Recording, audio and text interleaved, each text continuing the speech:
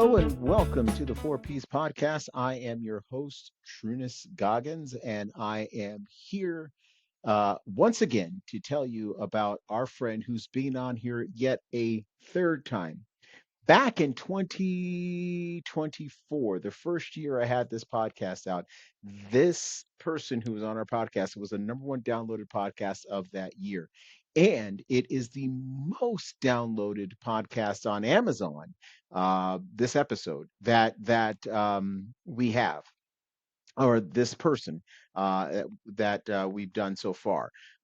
His name is Phillip James McDonald. You know him. He has, we first started out as basically like Zoom people, like I saw him on a Zoom meeting and then we became very good friends. He is like a brother to me. I'll be in Australia again in November and cannot wait to hang out with him. He is a special, special person. He's on the podcast again today for a third time for a couple of reasons. Number one, to talk about what he's doing, but also to talk about his new book called Stronger Than This that has been getting mad, mad reviews in Australia over the past couple of weeks since it's been out. We'll talk a little bit about the book. But we're basically talking about what he is doing now, with youth and with all these other things that he's doing.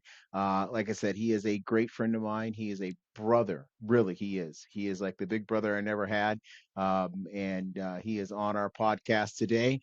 Phillip James McDonald. When we come back right after this.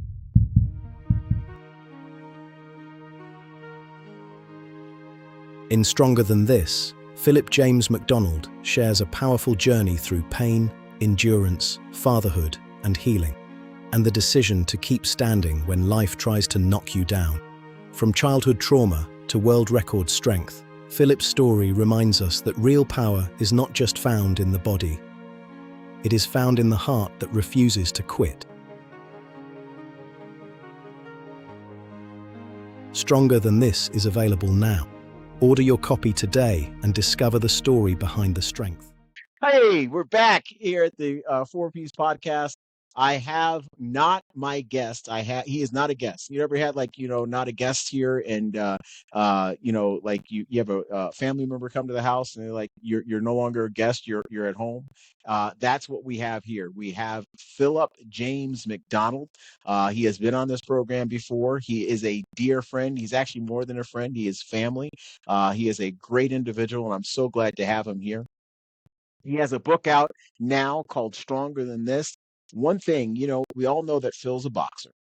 And I'm going to say that it's like me in hockey. Okay, if I had a book that was out and it had Gordie Howe, Wayne Gretzky, and then Trunnis Goggins #3, it would absolutely make my life. It wouldn't even make my day. It wouldn't make my year. It would make my entire life. I wake up one morning and I pull up bestsellers in Australia, and his book, Stronger Than This, was behind Sylvester Stallone. Even though he's not a boxer, every boxer knows who this guy is. Mike Tyson, that has we all know who Mike Tyson is. And then it was James McDonald. And so those three, but I'm not going to say this. I didn't tell him this before. Ranked number 8 on that same day was a guy by the name, and you may not know him, because he's very obscure, but a guy by the name of Muhammad Ali. Muhammad Ali's book was number 8 behind Phillip James McDonald on that day, and it was just so surreal that was going on, that he's out there. Phillip, welcome to the show. How are you doing today? Hey, my brother, good to be here. Mate, yeah, pretty surreal, hey? It is. It is a very good book. I have read it, and I do want everybody to know that this is not a book about boxing. I know I'm talking about boxing. It does mention boxing quite a bit. He's a world record holder for contributing to the boxing feat. But this is a book about actually the biggest fight in the world, and that's the fight of life. One thing I admire about Phil is the fact that he is a fighter. And he is a great family man. He has phenomenal family ties and all that other stuff. And so you definitely want to get this. And when we were talking, Phil, you brought up something that you wanted to do with this book. This is not a book that you just want people to read. You want people to do something else. And what is that, Phil? Well, the title of the book is Stronger Than This, as everybody knows. And, what I've done now is I've set out a program called the Stronger Than This method. And more importantly, it's a way to live your life. And I've introduced an 8-week program to the local high school boxing program. And basically it's using boxing as a vehicle for a way to live your life because of the type of characteristics that boxing builds within a person. As was boxing was my way out, and in so many ways. And when people read the book, that they'll understand a bit about what I'm saying. So the Stronger Than This method, it's an 8-week program that it surrounds itself around 3 pillars. The 3 pillars are awareness, body mechanics, because when we produce certain body mechanics, we become confident in our own body. And the third pillar is conditioning or stimulating the central nervous system under fatigue. And I've got a lifetime experience of my central nervous system being under fatigue, and boxing and awareness was a way out of being able to not only measure but cope and control my emotions Mm-hmm. with around those 3 pillars. So hoping to introduce that to young people, whether it's in a sporting group environment, whether it's at a school, whether it's in a workplace. It doesn't matter. It's all relatable. It can be tailored to any sort of group, basically. And this is what I'm doing. I'm teaching a mindset. I'm teaching people that essentially, you can be stronger than this. Absolutely. Now you teach young and old people the techniques of boxing. Um, Correct. have you seen individuals um, like come into your program one way um, emotionally or psychologically and leave another way, even though maybe they didn't get any stronger physically? Yeah. Look, I have. There's an old saying with boxing. You don't lift weights because it slows you down. Uh, they become stronger in different ways. You can be stronger within your body without becoming stronger to lift a heavier weight. Per se. But the one common denominator through everyone that comes to train with me, there's a stronger emotional presence there that builds from day one. And Mm. I see their eyes light up when I talk to them in their first session. And a lot of people, they're probably um, a little bit anxious at their first session. They don't know what it's going to entail. So, the first thing I do is get everyone to relax, because once you're relaxed, you're able to hear more, you can see more, and that's for everything in life. Once you relax, you're able to see the forest for the trees, you can hear more, you can see more, you can think more.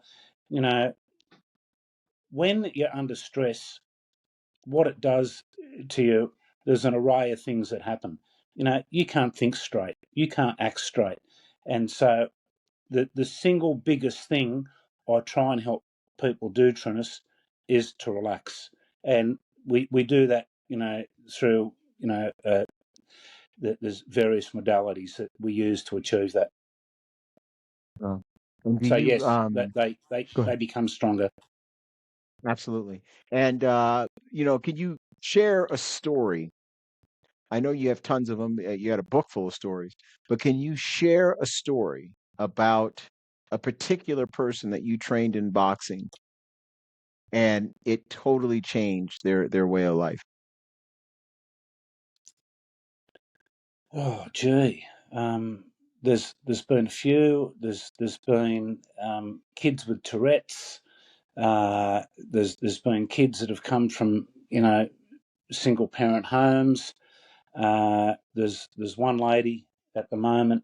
She's in her late 60s.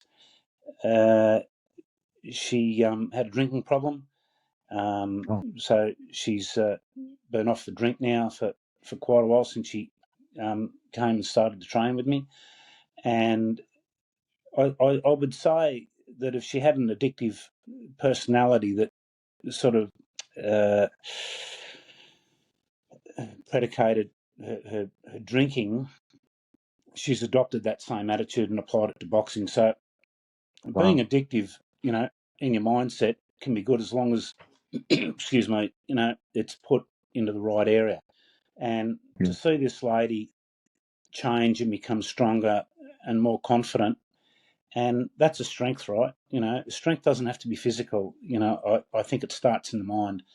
And so to see this lady and to see the way her daughter, looks up to her and goes, wow, because it started with her daughter, who's about 35, trains with me. And then, she's brought a mother along.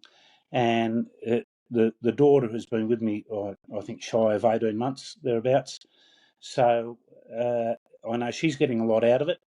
And the one thing that I do, Trunnis, I make every session fun.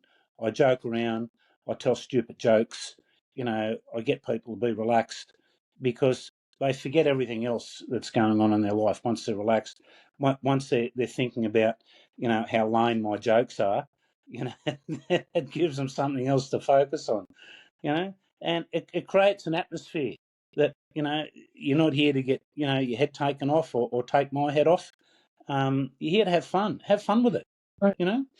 That's what Exactly. life is, right? Have fun with it. Absolutely. And no, and you're going into, I know that a lot of schools have been reaching out to you, wanting you to talk and help these kids based on, and please read the book, but based on your way of life growing up. This has got a special place in your heart. A matter of fact, you're going to have a speaking engagement coming up pretty soon, where you're literally taking 50% of your speaking fee and giving it to young kids at schools. Um, you have a very And strong I passion, want to give all of that fee. I want to give all of that fee to the school, Trinus. so The school at the 100%. moment, Roger that. yeah, the school are subsidising the cost per student at the moment. So I want to give 100% of my speaking fee to the school to enable more students to participate in the program. That's beautiful, and that's exactly that is a beautiful thing, and that is just the person you are. Mhm. What is your mission? I know you're reaching out to kids and you're trying to reach out and trying to save them from whatever you're saving them from. What is your mission with these young people? Look, I think at the moment, and it's not just here in Australia, not just here in Sydney or New South Wales. I think it's across the world, and a lot of older people, our age with kids or grandchildren can see it. There's a real change in the mindset of young people, and there's a lack of discipline, there's a lack of respect for authority. And sure, look, I know that when we were teenagers and we grew up, there's certain things that are rites of passage, but the level of disrespect I see out there in the community, it's not cool. Mhm. The level of heinous crimes being committed by young people is not cool. Like, I woke up this morning to the news that a 13-year-old has been arrested A 13-year-old, get your head around that. A 13-year-old has been arrested in connection with a drive-by shooting I believe it. here in Sydney. And, I think, what the hell is going on? So I'm a big believer that, you need to be proactive rather than reactive. So as I get older, I think to myself, don't leave it to the politicians. Don't leave it to all these people and complain to them about what you see that is wrong in your community. Go and be the difference that you want to see in your community. Go and set examples, of how you would like young people to behave. Don't tell someone how to behave and then don't, not act the same way. Like, we've got a problem with e-bikes, with kids riding on the footpaths and all that sort of thing and almost knocking over.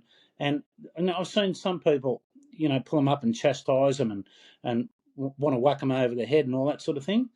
My reaction is to say to them, hey, come here. Hey, mate, what are you doing? Have a think about where you are riding on the footpath. There's other people, there's pedestrians sharing this footpath. And if they get a bit stroppy with me, I say, hey, ever thought about doing a bit of boxing? Right? And so I've got a method. And I say, well, meet me at my place. Here's the address. We'll take it from there if you're interested. And so some of these kids, I think that the problems that they get themselves into is because they've got too much time on their hands. They don't have enough direction at home. And look, for me, I'm a big believer that everything starts in the home. That's where it Absolutely. starts. So, you can use home as a broader term for your community. So if you are an elder in your community, as I am, as you are, I think we have an obligation to be an example of how we want to see people behaving in the community. So, I agree. that's my jam, bro. I totally agree. Totally agree. You are going to be coming out, and I'm not going to talk about it yet because I know you're coming out with other books and things like that. Um, what do you want to say to the audience today? What's the most important thing you want to say to the audience today before we close out? If you have a message. Oh, gee, how long have you got? uh, you know, um, gee, be yourself. Be yourself. You're more accepted by others when you just act yourself. You know, especially kids. Don't think that you have to act or be a certain way to be accepted. I think this is a big problem, and with adults too. You know, you don't know how genuine someone else is with you unless you're being yourself. If you're not being yourself with others, then the way they are with you can't be genuine either because they're only responding to to who they think you are. So if you're yourself, they will respond genuinely to who you're portraying to them that you are. And then you can make up your mind whether you fit into that circle or not. And a lot of people, they're looking for connection. And I noticed at the school that last week was week one of the first week that I kicked my program off, the Stronger Than This method, which Mhm. uses boxing as a vehicle to educate, you know, young people there. And I noticed all these other kids standing up around the basketball court, up against the mesh. And I said to the teachers, "Is it recess or are those kids out on PE at the moment?" And they looked at me and laughed. And I said, "Oh, look, I give up. What's the gig?" And they said, "Well, at least they've come to school." I said, "What do you mean?" And he said, "Well, we can't make them go to class." I said, "Are you kidding me? They can't make them go to class." So these Dude, kids, they yeah, might go and sit in an English class. They might do 5 minutes, 10 minutes, whatever, and they think, "I'm over this." So they go out on the basketball court and play basketball for the rest of the day.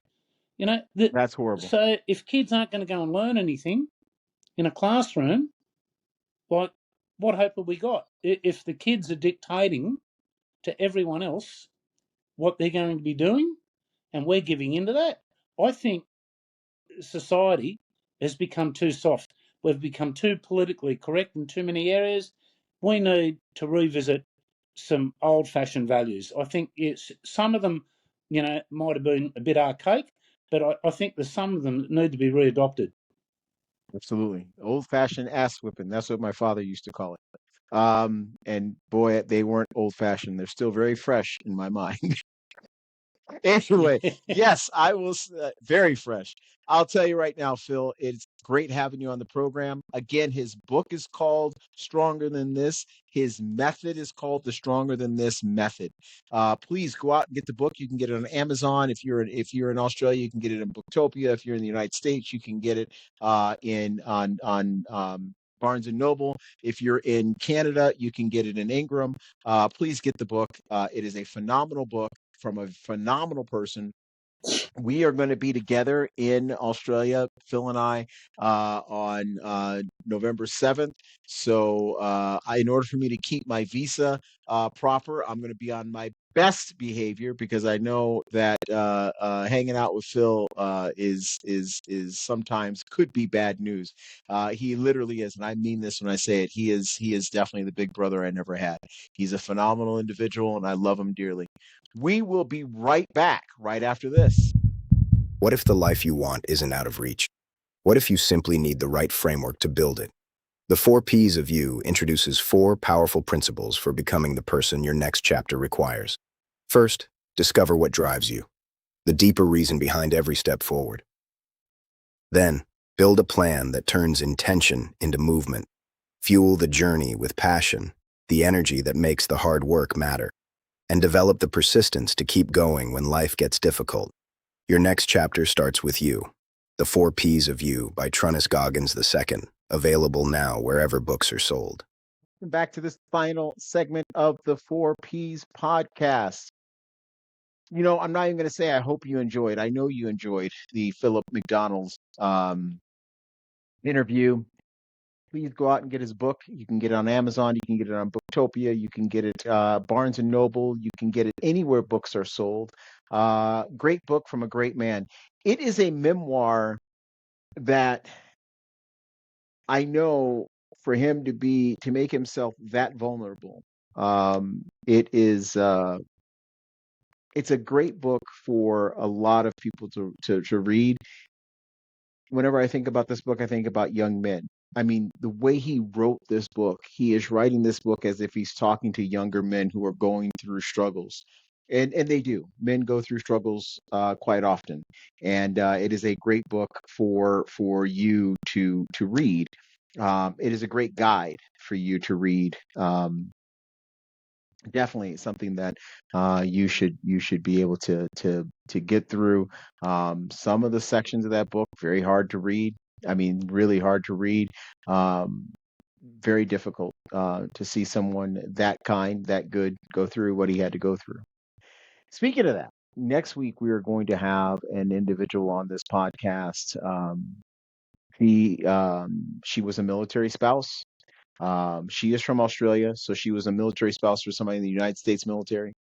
Um, she suffered some very, very horrible things, but even she has come about um, and found a way to help people in a way that you never ever would imagine. She has a line that's coming out very soon called Unbroken Athletica. She also has a journal coming out called Unbroken as well. She has a podcast which is phenomenal. It just debuted this week, and you can get it. It's obviously called Unbroken, and her name is Kate Lovett. She is a very wonderful person, and she is from Melbourne, Australia. And she lives in Melbourne. She's from Melbourne, Australia, and she lives in Melbourne now. But like I said, she was a spouse, a U.S. military spouse. She's going to be talking about domestic violence. My stance on that. You know my story behind it, and it is when you hear her and see her strength and see who she is, you're going to be absolutely amazed. And you're going to want to support her product. That is for sure. We will see you next week. Until then, everybody, have a great, great week. Follow those 4 Ps. Tell people, like, subscribe, do all that stuff to this podcast, man. Like, subscribe, comment, be a part of the family. If you have a story that you would like to share on the 4Ps podcast, reach out to me. You can get me at Trunnis at 4ps-group.com. You can definitely reach out to me. Would love to have you on the podcast. Love to talk to you. I mean, just I like talking a lot. So please come, talk to me. Let's have a conversation. Until next week, talk to you soon. Bye-bye.